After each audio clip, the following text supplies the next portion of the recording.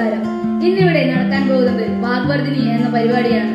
ഈ പരിപാടിക്ക് സഭാസഞ്ചാലനം വഹിക്കുക എന്നാണ് എന്റെ ഇന്നത്തെ ദൗത്യം. എന്റെ പേര് നീരജ് കെ ഡി.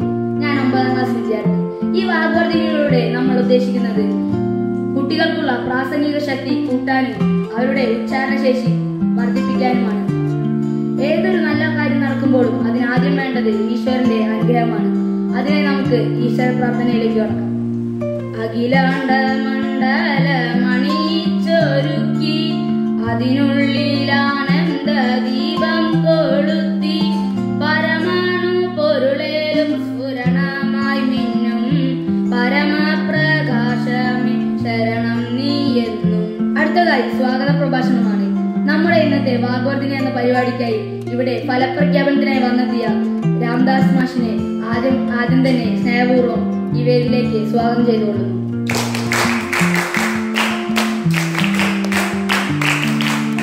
പിന്നെ നമ്മുടെ ഈ വാഗ്വർദ്ധിനി എന്ന പരിപാടി കാണാനെത്തിയ എന്റെ എല്ലാ കൂട്ടുകാരെയും ക്യാപ്റ്റന്മാരെയും ഞാൻ സ്നേഹത്തോടു കൂടി സ്വാഗതം ചെയ്യുന്നു.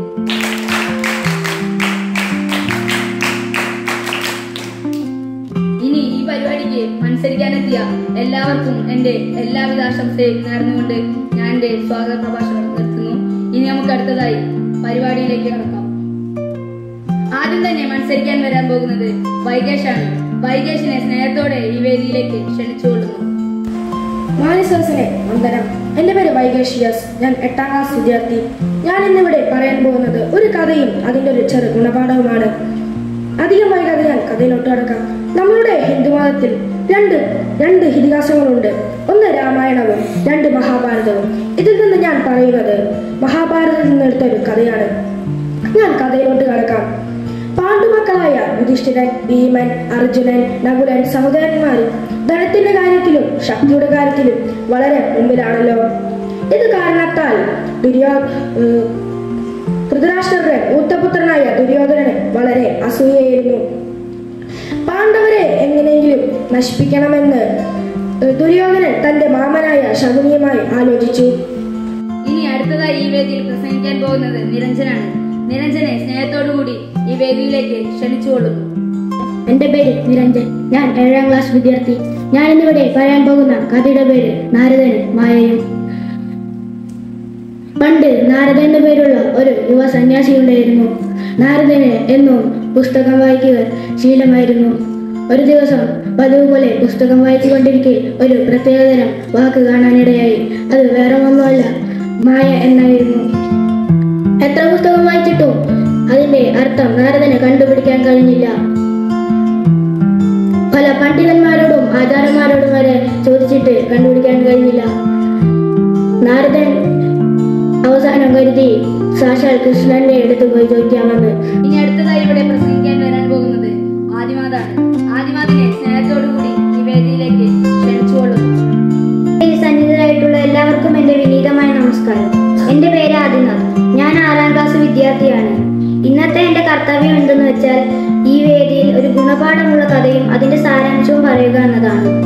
ഞാൻ ഇന്നിവിടെ പറയാൻ പോകുന്നത് വിഷ്ണുഭക്തനായ ഒരു ബാലന്റെ കഥയാണ്. അപ്പോൾ ഞാൻ കഥയിലേക്ക് കടക്കാം. പണ്ട് ഹിരണ്യകശിപു രാക്ഷസന്മാരുടെ രാജാവായിരുന്നു. ഹിരണ്യകശിപുവിന് ഒരു മകനുണ്ടായിരുന്നു. മകന്റെ പേര് പ്രഹ്ലാദൻ എന്നായിരുന്നു. പ്രഹ്ലാദൻ ഒരു കടുത്ത വിഷ്ണുഭക്തനായിരുന്നു. തന്റെ പിതാവിനെ പോലെ അല്ലായിരുന്നു. ഹിരണ്യകശിപു ആണെങ്കിൽ വിഷ്ണുവിനെയും മറ്റ് ദൈവങ്ങളെയും ആരെയും ഇഷ്ടമല്ല. പക്ഷെ പ്രഹ്ലാദൻ എല്ലാവരെയും ഇഷ്ടമാണ്. വിഷ്ണുഭക്തിയാണ് പ്രഹ്ലാദന് കൂടുതലും ഉള്ളത്.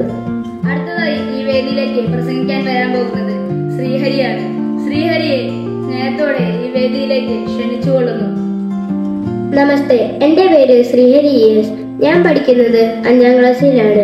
ഞാൻ ഇന്നിവിടെ പറയാൻ പോകുന്ന കഥയുടെ പേരാണ് കിണറ്റിലെ തവള. പണ്ട് കടലിൽ നിന്ന് കുറച്ച് ദൂരെയായി ഒരു കിണർ ഉണ്ടായിരുന്നു. ആ കിണറിൽ ഒരു വലിയ തടിച്ച കറുത്തൊരു തവള താമസിച്ചിരുന്നു.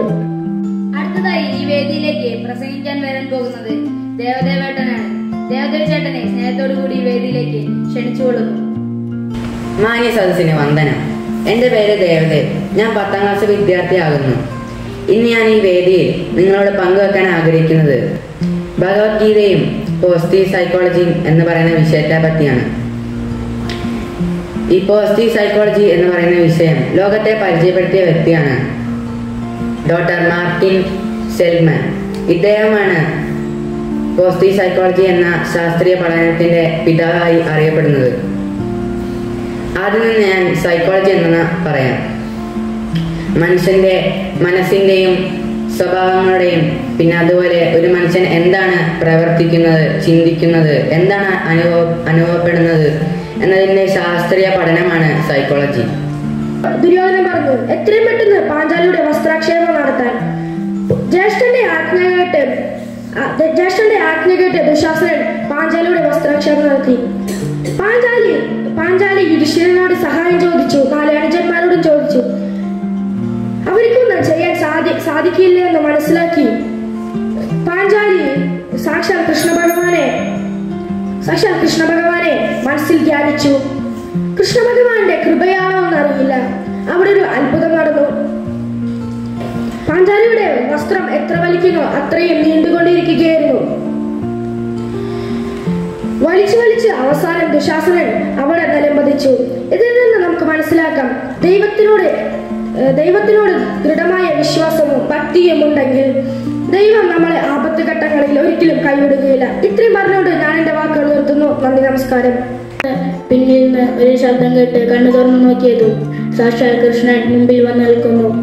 കൃഷ്ണ, ഇത്ര പെട്ടെന്ന് 12 വർഷം കഴിഞ്ഞു പോയില്ലേ?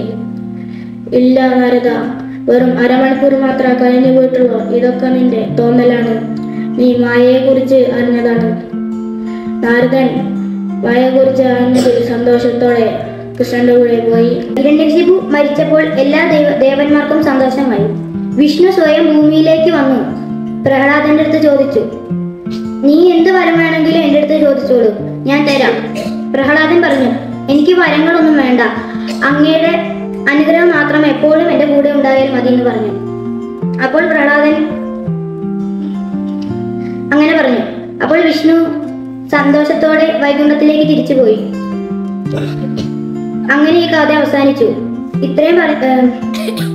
ഇതിൽ നമ്മൾ മനസ്സിലാക്കേണ്ടത്, നമ്മൾ എപ്പോഴും ദൈവത്തെ വിശ്വസിക്കണം. ദൈവത്തെ നമ്മൾ വിശ്വസിച്ചാൽ ദൈവം എപ്പോഴും നമ്മളെ കൂടെ കാണും.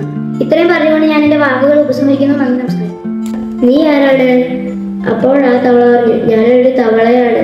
നീ എവിടെ നിന്നാണ് വരുന്നത്? ഞാൻ കടലിൽ നിന്നാണ്. കടലോ? അതെന്താണ്?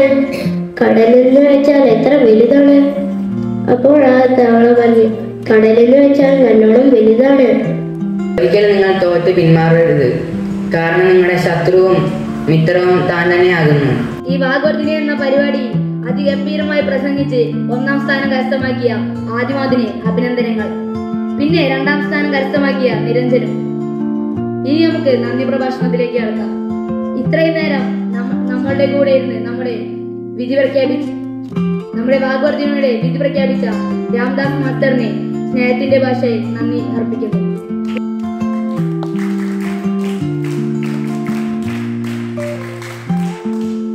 പിന്നെ ഈ പരിപാടി ഇത്രയും നേരം കേട്ടിരുന്ന എൻ്റെ എല്ലാ കൂട്ടുകാർക്കും നന്ദി പറയുന്നു.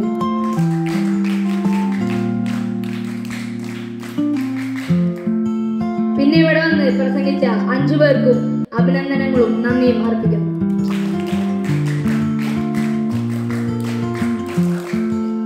പിന്നെ ഈ മൈക്കും സൗണ്ട് സെറ്റിംഗും ഒരുക്കി തന്ന ആരോമലേട്ടനും നന്ദി.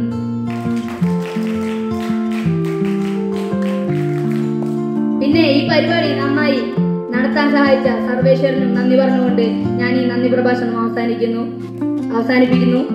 ഇനി ശാന്തി മന്ത്രം. ഓ